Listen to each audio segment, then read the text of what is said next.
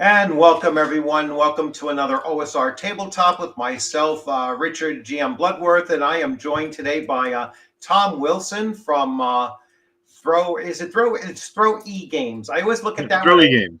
My eyesight is getting terrible, and it's like, is it an I or a one or something in it's there? It's an I, so throw it. But Tom Wilson from ShireCon. I happen to be wearing my 2024 ShireCon. I got 2023. 23. All right, so we're going old school today. It's like, I wish I still had my 2022, which was, I think, the first year I went. So I will definitely get next year's. So it's I have to alternate them. I'm running out of space for T-shirts. Sure, so I understand. I'm going to so many cons now that it's like, all right, I have a rotation of about 6 to 10 T-shirts that I have in my rotation there.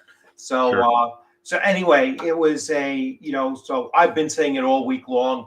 It was a great con. I always enjoy ShireCon, and I've gotten so much feedback from both my players and then other people that were at the con. I know Facebook exploded with so many pictures. I think far more this year than last. Yes. Yeah, I think a lot more people were just posting pictures. I think we all remembered, hey, let me I did the same thing. I was like, I'm going to take a picture at every single table I'm at this year, and so I made sure I got that out there. But I'll let you introduce yourself, Tom, and then we'll jump right into the chat. Sure. Tom Wilson from Throw E Games, publisher, writer, and the founder and organizer for ShireCon. This year was our 7th year. A couple weekends ago, we pulled off another successful convention weekend, and we're looking forward already for 2026. But we have some time. Yes, you already have. Anyway, yeah. So it was a good con, ran smoothly, and we made some key changes that I think were very good, and I think we'll continue to make those changes to make it even better next year. Yeah, that was the one thing. I think that the space in the main room was just better. Not that it was bad last year, but it was better utilized. I think. I think having your registration in that caddy corner section actually took up more. I hope it was more better for you having it that way too. But and then I think you had more vending space on the inside. By doing that, right? You had a little bit more room, I think, on the inside, and then you had the outside vendors, which was, thankfully the weather held up great for them.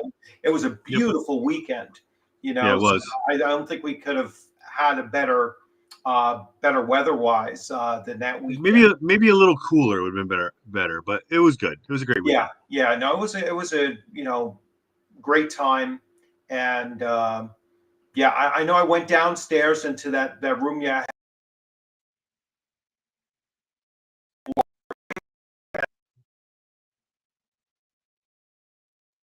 You had Magic the Gathering this year? Yep. Yeah, there was somebody who wanted to run like kind of an open all day Magic the Gathering thing on the patio, and I said, "Go ahead, enjoy yourself." So that was good. Yeah. So the reason the upstairs felt a little bit better is I went from 14 tables to 12. Okay. So I reduced 2, and then I moved 2 more downstairs, made 4 big tables for board games and miniature games. And, we kind of moved, like you said, we moved the registration desk to a different corner. We kind of gave vendors a little bit more of that front space. I think it worked out great. And I think we have some changes coming next year. I think we'll better optimize the space even further. We'll keep the 12 tables. We're not going to change that number. I think that number's good. And we're going to really push hard next year for outside vending to be more like fair space. I'm hoping that we see at least a dozen vendors next year outside. and they won't all be selling RPG products. There might be somebody selling, glassware in the shape of, fantasy creatures, Right. jewelry, kind of people that make those things at fairs. So we're going to be pushing real hard to do that, kind of increase that space, and keep the 4 to 5 vendors upstairs like we did last year or Yeah. this year. So. I know the young lady making the cakes and the cupcakes and Yep. the bagels and everything like that. I mean, high praise there. I mean, everybody's Yep. thank God that was there. But the food Yeah. great again too. I mean, those guys do a phenomenal job in that. I want to call it a barbecue pit, but it's actually more than just barbecue. It's a Yeah, we call it a food shack, but I'm not sure what yeah, they really. It's a yeah, Devil Dog Emporium, but they actually had some staffing issues this year. They had some people that last minute canceled, so they had a couple people that had to work real hard to kind of keep up. So yeah. yeah, the cupcake vendor is Rose. She's a family friend of my daughter's, and she was Mhm. there last year and then again this year, and she makes great cupcakes and Yeah. cookies, and I think everybody loves to have Mhm. a good cookie or cupcake. So. Right, right. Now the auction went well, and you guys raised a lot of money for the VFW. So I'll let you Yeah, talk about that. so this is our first year doing a live auction. We raised $2,140 for Wow. the VFW, which is great. Yeah. They have a project they're working on that the money we raised actually helps them finish the fundraising for that project. So they're very excited. They're going to be Oh, able to get cool. that project done because of what we did. Um, Paper auctions did well, um, which is great because that goes towards funding the next con, which is good. Registration was good. We had 130 badges. We had probably 10 to 12 no shows, but we had probably close to 10 walk ups. So, um, Yeah. people, I had people ask me if they thought if the attendance was down, and I said no, it's the same as last year. But because we split the area up, we had outside vendors, Right. so we moved people downstairs. We expanded downstairs, or we moved vendors outside. We moved board games and miniature wargaming downstairs. It just felt like it was smaller, but it was the same number of people as last year, Right. basically, Yeah. which is great because it just felt more like people had more room to move, and that was Yeah. the key thing, was to kind of make it so that your back of your seat wasn't up against somebody else's seat. Yeah. So, and I think Yeah. we pulled that off with 12. It was spacious. It was not too loud. Which is usually the thing that you end up with cons where they get very loud. You can't hear anything going on. Mm-hmm. Um, so no issues with that at all. Yeah. Um, the games, it was a good variety of games and everything. I ran 2 games. I got to play in 2 games, Yep. and so that was very good too. So Good. if you go to these small cons, the one thing you're going to do is you're going to see a lot of different games being run at these smaller cons. I think more so than large cons, because large cons, they tend to cater to the big boys. You know what I'm saying? And they'll have, hey, we have 1,000 tables, or 1,000 game sessions dedicated to this just one thing. Right. And and then the rest are like 200 here, 50 there, Sure. whatever, and you don't get as much of a variety. I think with these smaller conventions, especially kind of within our network too, and I started calling it a network, right? Because it's the Connecticut, the New York, the upstate New York, I should say, and then some of your Massachusetts cons and everything. Right. All of you kind of know each other, right? So Yep. it's like you, Roger, Scott, and some others. We had From Ron Gary, Meisher from yeah, Page. yeah, We had Ron and Steve from Total Con. right, He yeah. was So there. So all we had a these lot. We had a people, lot of con yeah. organizers there. I have to get to a Total Con, in person. Hmm. I did it back in the day when they were doing virtual. Hmm. And that was even before COVID. I think there was a virtual, or maybe it was like the first, like 2000, early 2019 Hmm. was like the first one that was virtual. But yeah, I'd love to actually meet him and actually get out there. That's the same time frame that Total Con goes the same time as Rising Phoenix. So it's like maybe the following weekend or something like I think that. it's a month. They're about a month apart, I think. Usually Total Con's in February, and Oh, Total Con's in February, and and then that's in April. I Rising thought they Feast were. is early April. Which Yeah, one am I it's about a month confusing apart. then? Yeah, there's one that overlaps, and it's like Yeah. There's they're a like few. practically the same weekend that I'm thinking of. I'm probably conflating because I'm looking to go to WizardCon Oh yeah, in definitely. in Michigan. I think And that Don one might Samora. be in Yeah, April. Don Samora's. Yep. So, but anyway, let's see who else is in here. Hey, Mike, how's it going? Takato. So Takato is a two-time runner to coming from Maine. So I think Takato might be one of the farthest distance people going. We What was we had Florida and we had Seattle, Washington this year. really? Well, Yep. who's Seattle, Washington? Is that I can't remember the gentleman's name because I briefly met him, but I told him that we would sync up after the con because I want to talk to him more about his attendance. But yeah, he came out.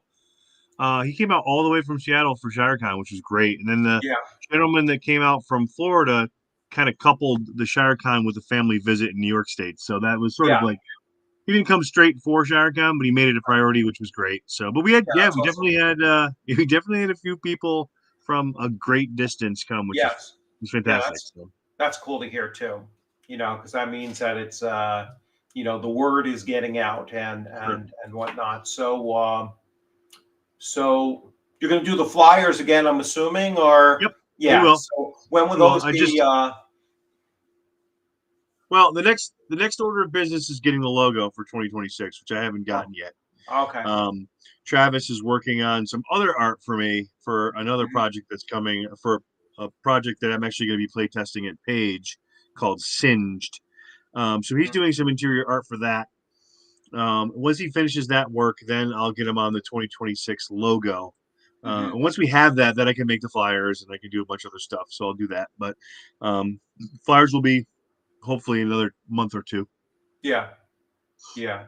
So, and what's your plans for next year's ShireCon? That's going to be a little bit different. For those of us that have gone to, four or more of them so far. Because this was the sixth year, correct? Seventh. Oh, seventh. All right. Yep. Yep. So Next year will be eight. there was two. I guess it was what, three before COVID. Uh, two. So Yep. 18 and 18. 19. No, let's see. 19, 20. All right.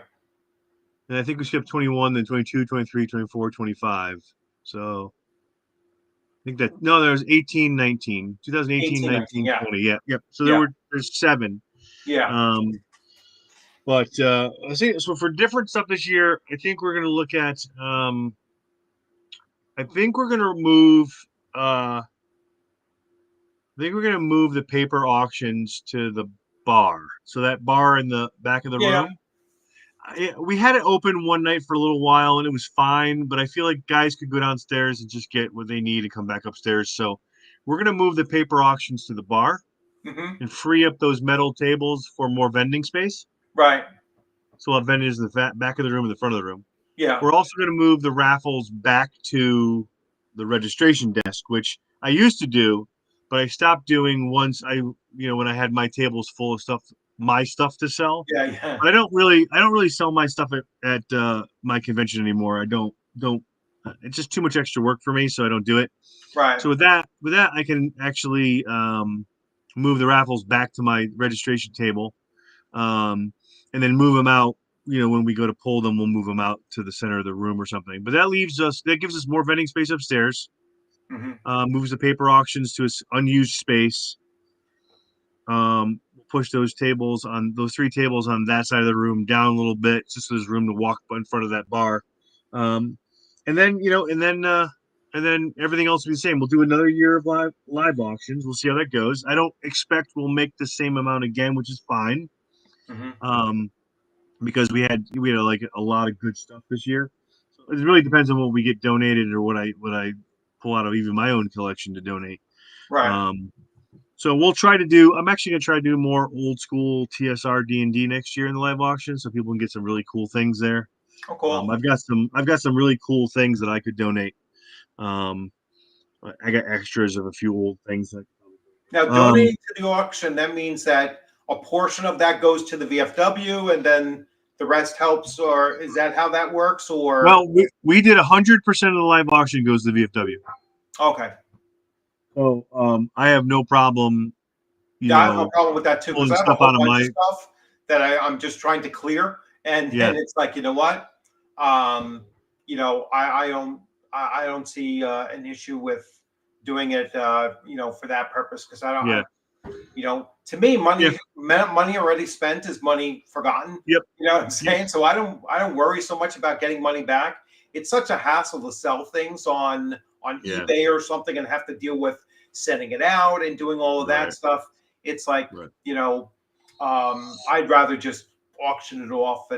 and Well, be rid of it. we get a lot of donations from people who come to the convention, which is great. Even Yeah, people who don't come to the convention will donate things. I actually got a box of things 3 days after ShireCon. yeah, It didn't quite make it in time, but it'll go towards next year. So I, yeah, I tote them up and I put them in storage, and then we pull them back out. Next August, and sort of separate them into paper auctions or live auction. Um, Live auction I got some good feedback on the live auction. I think people are very excited about it. I think we'll mix and match. We'll try to get some low value things, some high value things, so people have yeah, a chance to buy something. yeah, But I will, for the foreseeable future, I will continue to move forward with 100% of the proceeds of the live auction go to the VFW. yeah. I feel like they work really hard to give us a great space, and they don't charge me a heck of a lot for renting the hall. Right. We push a lot of people towards their food, so they make good money there. So I think Yeah, every bit helps them, and especially since this year they had a project they were trying to finish, yeah. um, and this will help finish that project. So That's it's all awesome. everybody wins, and it's great. But Yeah. other than that, I think everything else will stay the same. Oh, the only thing that I will try to do next year is I'll try to have an exclusive adventure. I didn't have one this year. I just did Hmm. not have enough bandwidth for it. Yeah. No, Um, that's and then um, I'm interested to see how the Shadow Dark organized play goes. That's starting up that's here starting up in, yeah, 2026, and I'm eager yeah, to see if that's something that will land for ShireCon. Maybe there'll be a few games for the organized play, perhaps. We'll see. yeah. I won't know until I talk to Kelsey some more about what she's doing with that. So Is there any we'll see. chance you'll ever come to a ShireCon? Or it's too Uh, small for, yeah, it might be too small, but maybe she feels like it'd be fun to go out to a yeah, really mellow, yeah, yeah, like mellow chill con, you're yeah, not going to see a lot of people like chasing her down and right. trying to hunt her down like in the bigger cons. So she Well, might find that this yeah, one's a little bit more relaxed. So yeah. I technically did the Castles and Crusades organized play, yeah, I saw so that. it was technically that's their thing. They do endless worlds is what they call their organized play, and basically all you do is you just have to run something that is published by Troll Lord Games, so it could be either Hmm. Castles and Crusades or Amazing Adventures, Hmm. and I guess Barsoom, Yep. coming up, soon, and or it could be set in their game world, whether it's aired or something else that's also theirs, and you just Igsberg, Hmm. Gary Gygax's Igsberg, and that's part of their program of organized play, and so yeah, not as we need a table set aside for anything that size kind of thing, but certainly something they're looking to grow that a little bit as well. Yep. Yeah, so I'm looking forward to running some different stuff next year. So that's Good. last year I did a lot of Shadow Dark. I did your adventure, which was Shadow Dark, and Yep. you know, and then this year I did nothing but Castles and Crusades, and at some of the other conventions I was still on Shadow Dark and everything. Hmm. Next year, I consider ShireCon to be my beginning of the season. So I do Yep. my convention season. I run from September to June, and that's what I consider this season of it. And so this season I'm looking to make some changes, bring in some Hmm. other game systems into that mix, and not just hammering away on the same ones over and over again. Right. But I like mixing stuff up anyway. Sure. Well, I probably have. I think I've got about 3 more Shadow Dark adventures I'm going to publish before I probably call that quits for a while. Right. I don't know. I feel like I've done enough of it. I've done quite a bit of Shadow Dark. I've got my big one that I'm laying out now for probably delivery in December or earlier. You have a mega dungeon coming up, right? Say that again? You have a mega dungeon, or? Yeah, that's the Crumbling Keep of Kashmir. That's the one that funded already, and I'm just doing the layout now. It's being edited chapter by chapter. I'm laying it out chapter by chapter. That one's all set and ready to go. I just got to get it all 13 levels laid out and then test printed, and we're good to go. It'll be a hardcover, which will be fun. Then I've got a few more of the Shadow Dark I want to do, and then I'm probably going to be switching gears. I got a Dragon Slayer RPG coming next year. And I've got actually a 5e adventure coming next year that I wrote a while ago that's been sitting that I want to finally just get out the door. Right. And then I'm going to be pretty much just writing for my own system, which I've been working on for almost 10 years. It's done. It's been done. I just need to prioritize it, which I haven't been doing. So I'm going to try to move into the Jeffrey Talanian realm and only produce work for my own system. Yeah. I'm hoping that happens end of 2026. And I'll still do the occasional adventure in other systems when I feel the inspiration there. But I really need to, try to get my system out there and starting to use it and run it at all the conventions. So you'll see that come next year at some point. But for now, I got a bunch of stuff in the queue. I got about 6 adventures in the queue that I want to pump out in the next 3 to 6 months. So we'll see. Yeah, I had a great conversation with Jeffrey. By the way, let me just hey, thanks a lot. My ear trumpet has been struck by lightning, and Roger. Hey, Roger, you earned the membership there. So I was talking to Jeff, and I told Jeff Talanian that actually at Roger's convention I will be running. I'll be running Hyperborea for the first time, and Excellent. I'll be writing or adapting an adventure to Red Nails. So cool. So I'm doing Roger's convention. He's doing kind of like a Conan the Barbarian theme. So that's cool. It's like, okay, so I am going to, I think he said Thursday night he's going to show, Conan the Barbarian 1982, so that'll be the end of the first night's kind of event. And then I told him that I will be running, I'm going to run Conan 2D20, so Modiphius is 2D20, and then I'll run Hyperborea, and that'll be Conan themed as well. So, and then the rest I'm looking to play. I'm looking to play, probably 3-4 game sessions in between. That was another thing I liked about your scheduling this year, was that it was easy to find a middle of the day gap in between your morning session and if you had an evening session. And there were a couple sessions that were in between that were only like 2-hour blocks. And I was like, awesome, that or a 3-hour block, and that leaves a nice gap in there so that you can go around and check stuff out and everything like that. And that's become my own philosophy now for going to a convention, is to always look for that middle gap, do something as early as possible, something the last nightly session, and in between leave it open to just check things out and see, so for ShireCon, it's such a small con, you could see everything, in those 2 rooms plus whatever's going on outside very, very easily. So I mean, organization wise, you guys, hit it out of the ballpark as usual. But I mean, this year it seemed to have a much smoother flow. I think when you've done it enough years, things sort of become second nature. I have my 3 kids are volunteers, and they have done it enough times now too, where they just run with stuff. And I used to be, I used to have a firm hold on the convention, how things work, and now I just let my kids run with whatever. Right. Actually, I was going to put the registration booth in the same spot, and my daughter said, "Let's try in the corner this year." And I said, "Okay."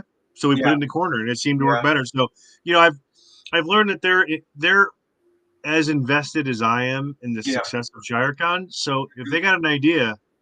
chances are it's probably going to be pretty good. So I let them run with it, and Yeah.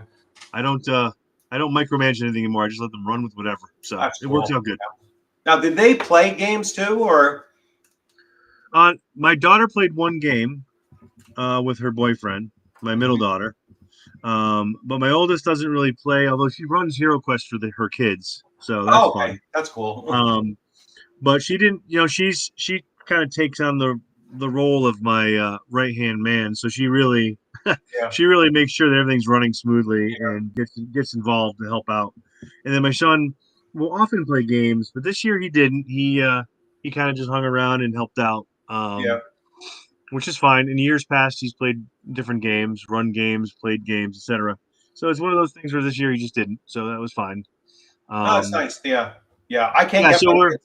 I can't get my daughters to play any kind of game at all. They're like, "Oh no." I was like, "You're a huge Stranger Things fan."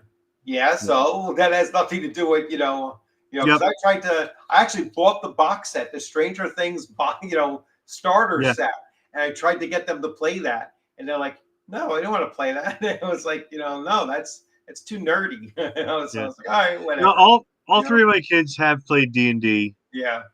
And we've even had them all play at the same time. And certainly, we used to have we did it a couple Thanksgivings, but we haven't done it since. But Mm. during Thanksgiving, we would after the table was cleared, we would play D&D. Yeah. Um, and that was fun. It just it's tough to get the schedules lined up to get it done right. Um, but they my son is the only one that actively plays Dungeons and Dragons on a Right. regular basis. I think he plays 2 nights a week, so he's Oh, pretty active in that's that. good. And Yeah. he's more of a GM than a player most times, which Yeah. is great. So, but yeah, so with them, the three of them there, it's pretty easy to get things done and have a Right. successful convention. I mean, one of my favorite things of this year's con was walking around outside and seeing everybody just hanging out in the chairs and talking and chatting, and it just felt really Yeah. it felt really like it was a family reunion, in which I just love that feel. So Yeah. it was good. Yeah. It is definitely that. I mean, you see some of the same faces. I had many Yep. people. I was like, "Hey, you played at my table last year," and I've Right. seen some of the same people at other conventions as well. And that's Yep. why I say it's really starting to become like a network of smaller Yep. conventions, all within a 3 hour radius of each other. And it really does make the hobby just feel much more vibrant Hmm. with these smaller cons. It's probably one of the best things I think that has come you know, out of COVID, because there weren't as many, and maybe I'm wrong on that, but I don't think there was as many small cons, pre 2018. Hmm. It was just the big ones, and that's where people went. And there weren't all these smaller cons popping up. At least, well, I wasn't aware of it until about 2018ish or so. Yeah, there were a few small ones, but it definitely has grown over the last few years. Yeah. I mean, you think about the Central New York now, OSR Con. You got Arcane Con. You get the new one that's in Bristol this year. I mean, the cons are just popping up, and I think that's going to be. I think you're going to see more of that 1 to 2 day thing. I mean, it's you'd like to think that you'd want to do a big 4 or 5 day convention with 500,000 people. Yeah. It sounds great, but really it's not. I mean, It is. it's a lot of work. It's a lot of Yeah. headaches, and I give a lot of credit to Steve and Ron for running giant cons. Scott's is like 500-600 people, Yeah. and that's great. I don't have any visions of it being a big con. I like my small, intimate family reunion style con. Yeah. Um, we'll probably end up capping badges before we grow because I want to stay in the VFW as long as possible. So we'll Yeah. probably cap badges at some point. Um, and just kind of keep it that intimate Mhm. feel of everyone knows everybody, and it's just Yeah. a great time. So um It's like But the yeah, so I mean, you're gonna see like yeah. I'm excited for OSRCon. I think Central New York is going in the right direction. I like Yeah. what people are doing with their Arcane. I got to get to Arcane Con in one of these years. This year I've got a fire instructor class Yeah. that's gonna keep me out of Arcane Con and the one in Bristol. I can't get to that one because I've got class. So So I'm here we have a hoping. question here. So there's going to be Sure. a documentary video for ShireCon. Yes, there will be. All right. We had a young filmmaker who's done a documentary or a film for my local fire department last year that I talked to about doing something at ShireCon, and I kind of said it in a joking manner at first. I was like, "Yeah, you should come and film ShireCon; it would be fun." And then we both started thinking about it throughout end of last year. And then we realized, you know what? It would be fun to do a film and interview Yeah. people and talk about ShireCon, and not just ShireCon, but gaming in general. And this young gentleman's work is very good. It's very Yeah. polished, very professional. I think we're going to see a nice film out of it. Maybe 7 to 10 minutes, 7 to 9 minutes, somewhere in that neighborhood. Mm-hmm. Something we'll throw up on on YouTube and let people look at, and Right. it gives people a sense of what ShireCon's like. I hope. Yeah. Um, Also shows you the small con experience, so people will say, "Hey, this is I want to go to a con like this. This is really small and So fun." So now I remember the guy. The guy had that camera yeah, rig, and he was coming around yep, and yep, everything. I was like, all right, I didn't connect that up, and yep, then until now it just came across, in the chat. I was like, oh, okay, I remember that guy now. He was, yep. coming around and just checking all the, I thought he was just doing pictures like professional style, Nope, he's making a film, uh, and we'll probably nice, see that film sometime between Thanksgiving and Christmas, is my guess. nice, Somewhere in that nice. time frame, we'll see it. So That'll be awesome. yeah, All right. So what is your next convention that you're going to? Page. I'll Page be yeah, January. I'll be at Page next in January. I don't have anything planned for the rest of the year. I've got my daughter and I are opening up a used bookstore, so that was one of the things that made ShireCon tough this year, is because we've been getting that store ready for the grand opening this month. So Yeah. while I was prepping for ShireCon, I was also building out a bookstore. So we're going to launch that bookstore either this weekend or next weekend, depending on some construction that's happening in front of the store that's outside our control. We can't do anything Yeah. about it. Um, so And what town with is that that in? happening, That's in that area? That's in yep, Canton? right in North Canaan. It's going to be called Whistle Pig Books. It's used books. It's going to have used, paperbacks and hardcovers. It's going to have new and old comics. It's going to have RPGs. It's going to have kids books. It's going to have all the genres. It's about there's probably somewhere between 2,500 and 3,000 books in the store at the moment. Wow. It's a funky space. It's like 9 feet wide by 30 feet long. So it's a long, narrow building. Yeah. But it's great for a bookstore. You got bookshelves all down one side and a bunch of stuff on the other side, and um, it's going to be a lot of fun to run. But I've got to spend some time between the bookstore and my fire instructor class. I've got the rest of my 2025 is pretty locked up. So Page will be my next con. Hmm. Then after that, Total Con's a strong maybe. Um, Definitely OSR Con. Gonna try to make Rising Phoenix. Um, and then I generally go to North Texas in June. That's again a maybe based on the bookstore. So we're gonna have to see how things All right. go. But definitely Page is next. Yeah. Yeah. I'll be at I'm going. It keeps on slipping my mind. And the guys were there too. It always slips my mind. It's a brand new one. Not brand new. It's an old one that just came back this year. One day, 2-day convention. I'm sorry. Yep. That's Uh, that's the yeah, one in Bristol. yeah. It's the one in Bristol. It keeps on Yeah, slipping my mind. It's I have to look it up. it'll come to me in a second. Yeah, I It's know. Yeah, I'm Dire Consequences. dire consequences. Yep. Yeah. So I really wanted to go to that. I was excited about it because it's local for me. yeah. But it happens to fall on the weekend that I'm in fire school, so Right. I just can't Yeah. do it.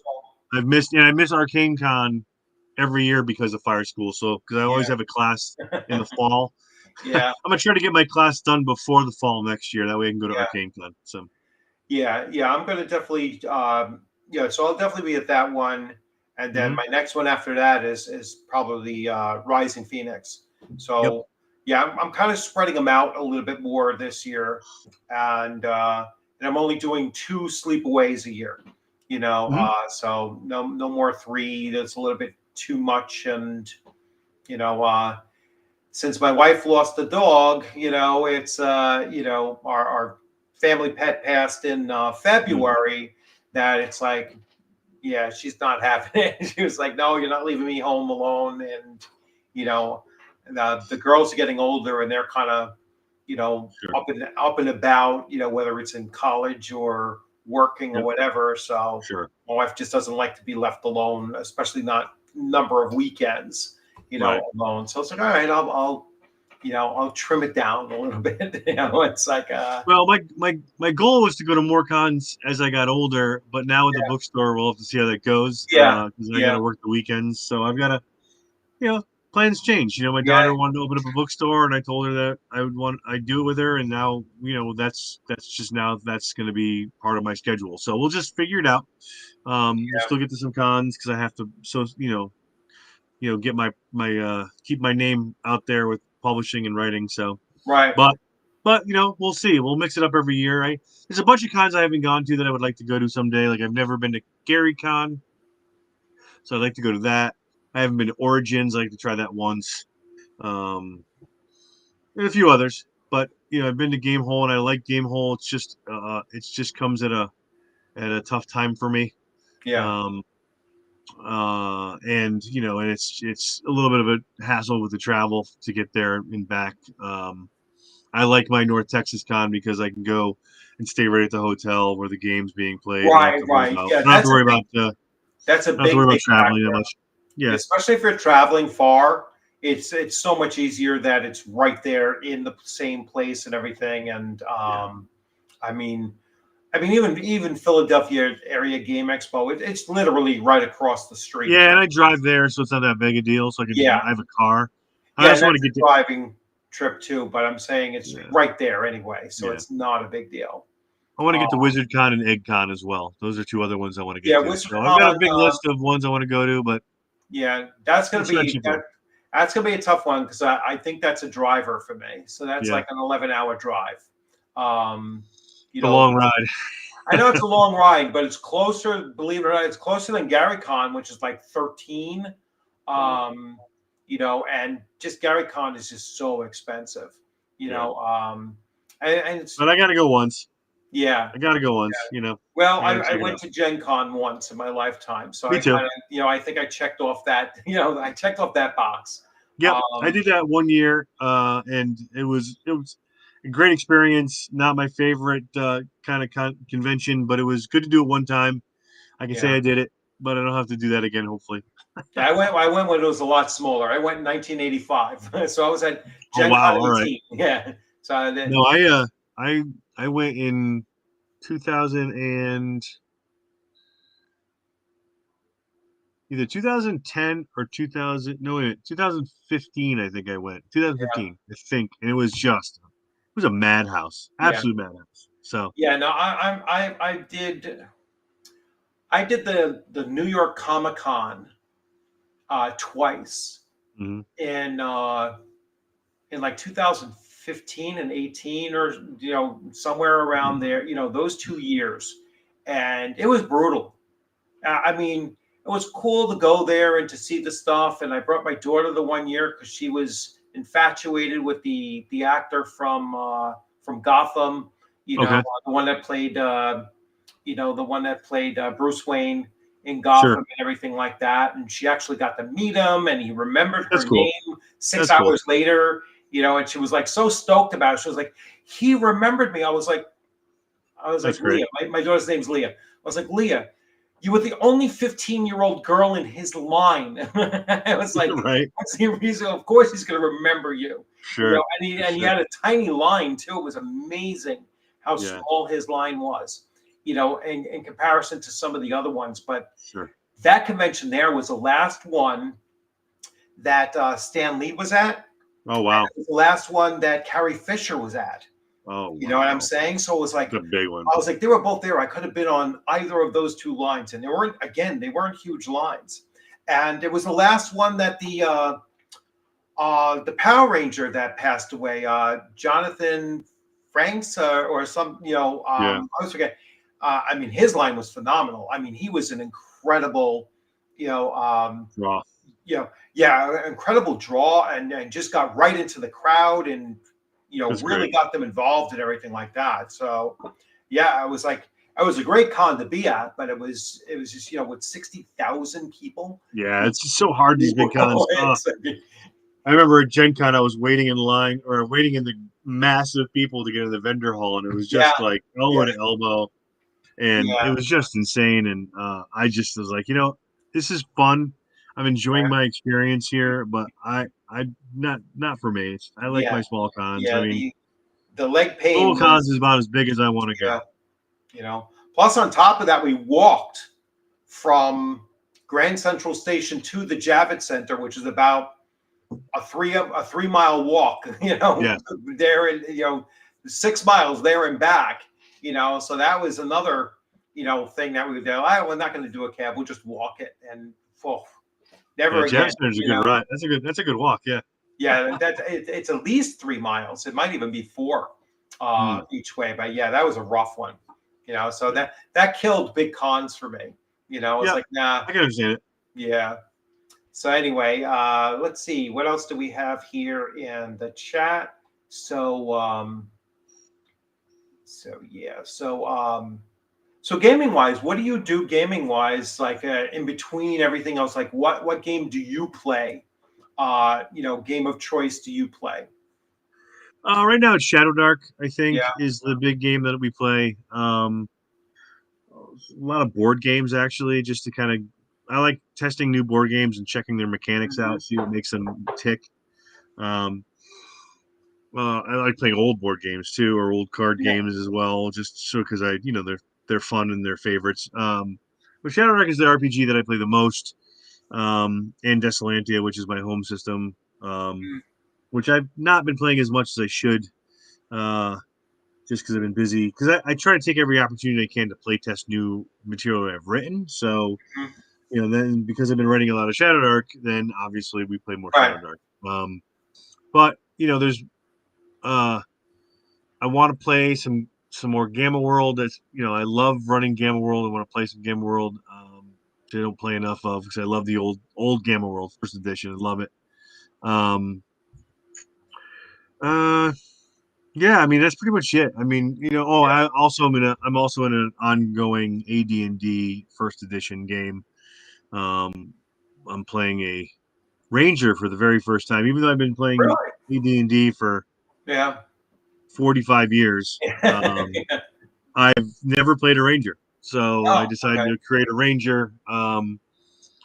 And I've got a GM that won't use plastic minis. You have to if you're going to use a metal mini, you have to paint it. And so I had to find a ranger with a spear, which is hard because I don't Yeah. have a bow, I have a spear. Mhm.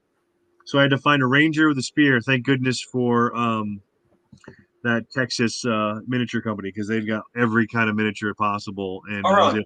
I was able to get a ranger with a spear, and we just made second level, which is amazing. After like a year and a half, because Oh my God. XP is very slow in my buddy's game. He Wow. dishes it out very in small amounts. So I just got to second level, which is great. And Yeah, that's a fun campaign. That's just we play once a month Yeah. in a nearby town. My son plays in that too. He actually has a fondness for old AD&D, which is great. See Yeah. him playing. He's 27. He plays in he plays an old AD&D game, which is fun with a bunch of old guys. So that's a Yeah. good time. So Yep. Yep. AD&D, a little bit of AD&D, but mostly Shadow Dark. Yeah. Yeah. Yep. I mostly run Castles and Crusades right now. I was doing Shadow Dark, on a fairly regular basis, and Hmm. just can't find the right time slot to put Yep. that into. Now I'm looking to run Gangbusters Hmm. BX. So Mark Hunt's, Yep. Gangbusters BX. Yep. That's my Thursday mornings, and And then I'm looking at Top Secret. I just picked up Top Secret Yep. from Jason Elliott there at ShireCon. So, Yep. I was like, all right, taking a look at that, and kind of messing around with adding in, campaign ideas. I'm adding in stuff from like the TV shows that I used to watch. So, Oh, Get sure. Smart and, Oh, yeah. Mission Impossible, the television series and Of everything. course. Of course. The Yeah. concepts of that, and I'm like, you know what, I might kind of combine those two things up and start with just one player, and that player will have choose their team, and then reach out to once he or she gets a little bit more into the game, then maybe a level or so higher or more experience, I should say, then start bringing in new players in, and that'll be like the file folders that they're going through. Hey, Right. and do it Right. like a West Marches, because I just had that epiphany. People in and out. Well, Top Secret's great for that. People just coming in and out because it's Yeah. agents, right? So Yeah. agents are deployed. And it's Exactly. perfect I for was that. like, you know what, Yep. you could use a West Marches style gameplay with Top Secret. It's like easily. it really Easily. does Yep. work well. And if you're doing it episodic and everything, you don't have to worry about, you can come with a different character or whatever. Sure. And just do it like that. I think it'll be a lot of fun doing that. We might have a question here. Tom, are you AD&D Ranger? We're attracted to the idea of you can only own as much as you can carry. Well, Yeah. so there were three factors here. Three factors for me choosing the Ranger. One was I'd never played one before. I've played every class in AD&D but the Ranger. Not sure why. Might have been because maybe early on everybody wanted to be Aragorn and I couldn't stand it. Maybe that was the reason. I don't know. But I decided to be a Ranger. Two, they start off with double hit points. Yes. Right? You get 2d8 to start, which I think is great for kind of being that guy in the party that can absorb a little bit more early on. And three, because my buddy is less than generous on handing out XP, I knew if I wanted him to survive, a character to survive, having that extra hit points would get him to second level, which it did. So, the factor, our GM is pretty stringent on what you can carry, so that's already factored in for everybody. So I wasn't too concerned about what I can. I don't really keep a lot of stuff. I'm actually regardless of what system I'm playing, I'm a minimalist when it comes to gear. Right. I've been known to sell or discard stuff I don't want anymore just because I don't want to have to deal with it. I don't like having lots of stuff anyway. So that didn't come into play for me as the Ranger. It was more about had never played one, and having the extra hit points to start was really helpful. So yeah, that's awesome. I think I've played.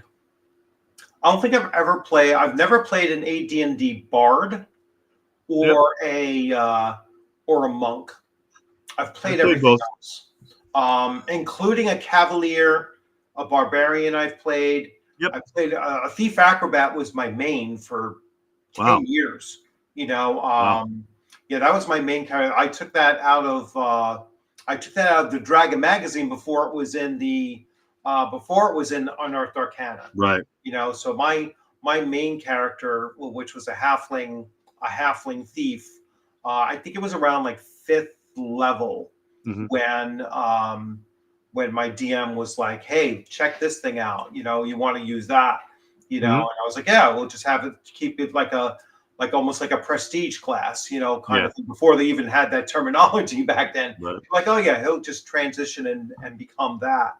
Well, my first character was my first AD&D character was a thief that turned into an assassin. Yeah. And I maxed out assassin level and stayed at maximum level until I retired. And of course, if you know assassins in AD&D, you can't retire. Yeah. So I actually worked out with the DM that I would leave the continent and move across the sea to a different continent where they couldn't find me, and I retired to some like Tuscany-like villa and just lived out my days with all my gold. So I retired him. But yeah, so I've played them all too. Thief Africa had a really short life, but I did play one of those. I played a cavalier, a barbarian. I did all the Unearthed Arcana classes, but I never played a ranger. I actually had a bard, which was the whole, you had to start off as what? Fighter, then go Fighter to first, then thief, and then, thief, then you became a So I bard. had that, but that bard didn't get very high level before he lost his life. Yeah. Um, Yeah, that was the I other thing played them back in all. the day. Most of my characters, with the exception of that one thief acrobat, they all died except for Yep. that one. Yep. And that's probably because my dungeon master was like, we're doing this adventure. You don't want to bring your main characters into it. Yep. So it's like, okay. And it still brought that one in because we were just at that point, we were so good at what we were doing. And, Mm-hmm. so that character actually survived through, well, he fled from Tomb of Horrors. So I wouldn't say he survived it. He fled it, Yeah. But, he went through Ravenloft and survived it, Mm-hmm. went through the Vault of the Drow and Demon Queen in the Web Pits and Yep. survived it. Went through like most of those.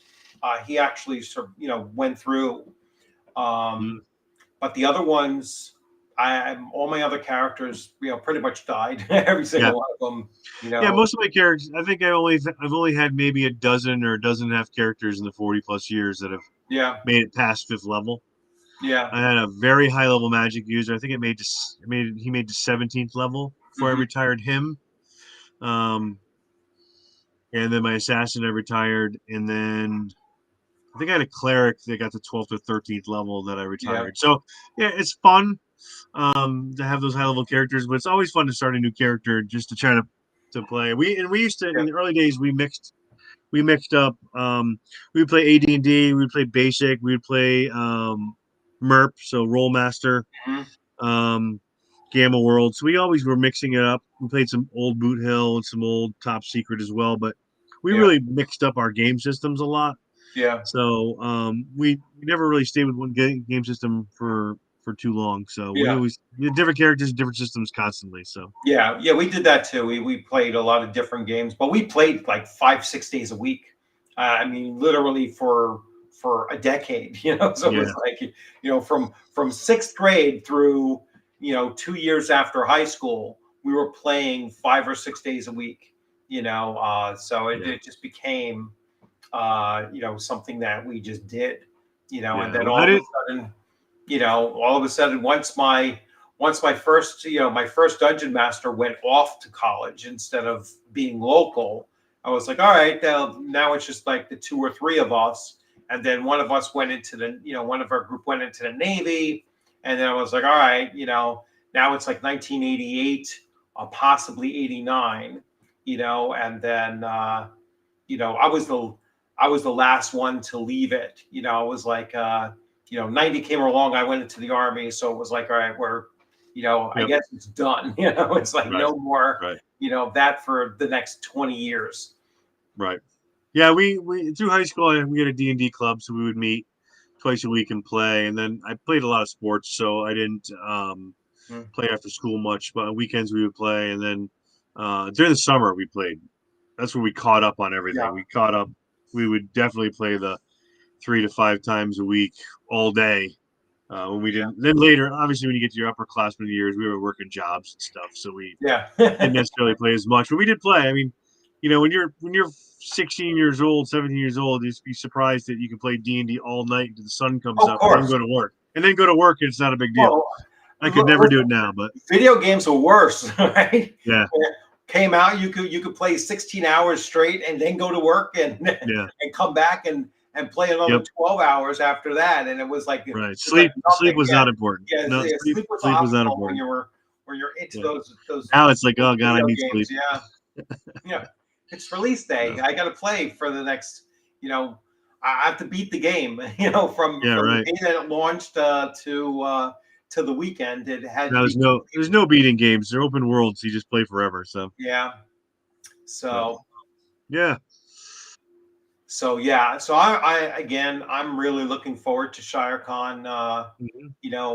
As always, every year it's going to be my go-to, one of my go-tos, and some of the other ones they'll always be part of my go-tos now. And I'll just alternate a few of them, but 5 definitely going to 5 every year. And it's just swapping out one for the other, maybe once or twice per year, and we'll see how it works out. Yeah. But Well, I'm looking next year. I've got to figure out my schedule a bit better, so I don't miss the cons I've been trying to get to. So yeah. Well, that's why, like I told Ron, I was like, listen, I was really not planning on this January anyway.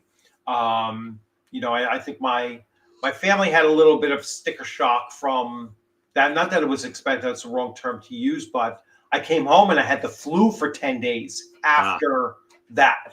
And that really put a damper on that. It's like, why would you go to a convention in January? I was like, well, next time I'll know to get a flu shot before I go. Yeah, right. That wasn't something I did. No. Oh wait, I missed his questions here. So I've been trying to find new gamer friends in my area to play Shadow Dark with. It's been slow going. It's tough.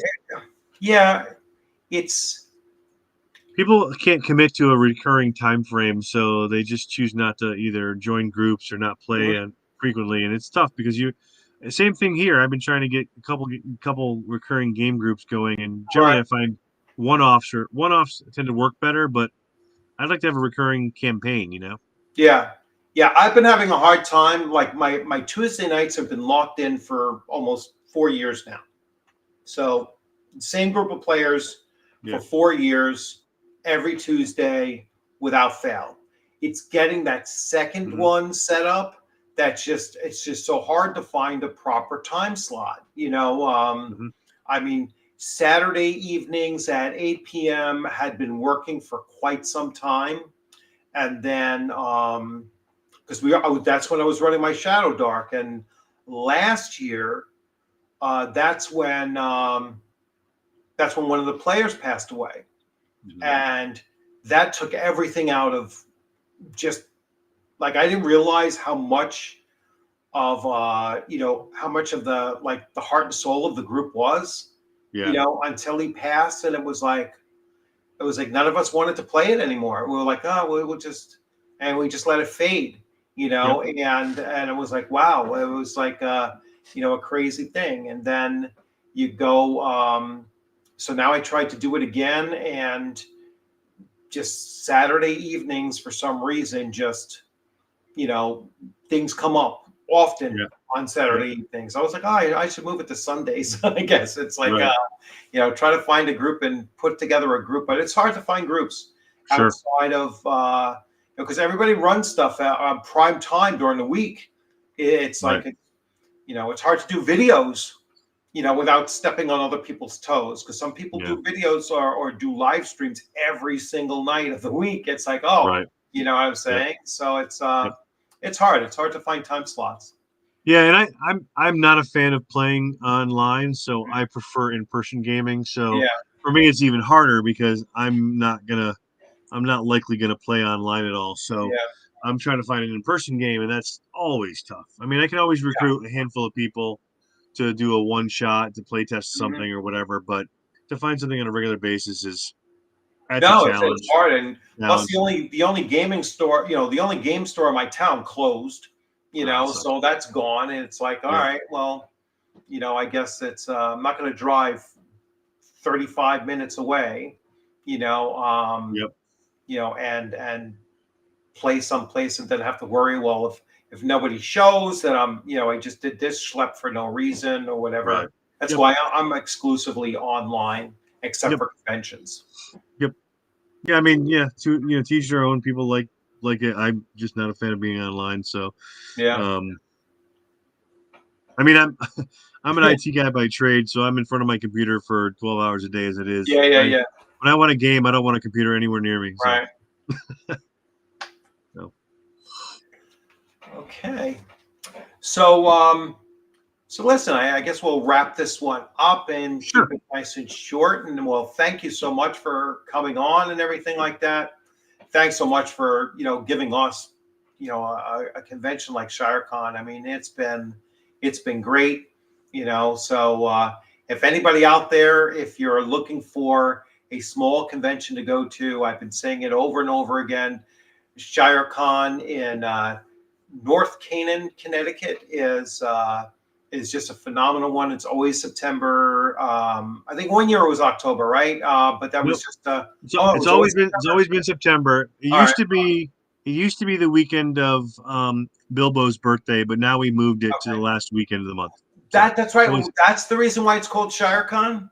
well, one of the reasons, yeah. Oh, And one of plus the reasons. the mountain range nearby is called the Berkshires, so we have Okay, ShireCon for that. See, so. I was thinking because when someone says, "Oh no, he came up with this thing," I was thinking like my drive into there this past weekend. When I think it was Saturday morning. It was very foggy out Saturday morning, and when I was coming down, I don't know which direction you come from, but I was going down that twisty road where it takes that sharp turn, and it has an overlook over there, and the whole valley. You couldn't see a darn thing in that entire valley, and I was like, "This is why it's called ShireCon. It's in the center of a valley, and it's like a shire, And I was like, "That's probably why." And then someone said, "No, it has to do with Bilbo's birthday." And I was like, "Oh, yeah." We used to do Bilbo's birthday. Yeah. But then the VFW kind of wanted me to lock into the same weekend every year, so I said, "Let's just move to the last weekend every year." That makes it last weekend of September every year.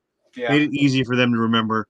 So we just changed the date. It doesn't really matter. It's all if we keep, it's just end of September is always what it is. So yeah, that works. And I know Roll20 has character sheets for Shadow Dark as well. So, but those character sheets are so simplistic anyway. You really don't need any. They're not complicated. Any other support at all, Right. But yeah, there's a lot of resources out there to play both online and in person. If you can find it, that's great. But anyway, all right, Tom. Thanks a lot. It's great seeing you again, and I'll probably run into you if you go to Rising Phoenix. I'll be there. So I'll see you at Rising Phoenix. That's for sure. I'll be there I'll be there at least 2 days, if not all 3. I think that's like a Thursday night, and so I'll be there Thursday night, all day Friday, all day Saturday, and then I don't stay for Sunday. I'm always shot by then, so it's like Sunday morning going, Right. But yeah, I'll definitely be there, at that. So I'll see you then. Awesome. All right, great. All right. Thanks for having me. Have a good one. Thanks everyone for jumping in, and you all have a good remainder of your weekend, and have a good upcoming week. All right. Take it easy.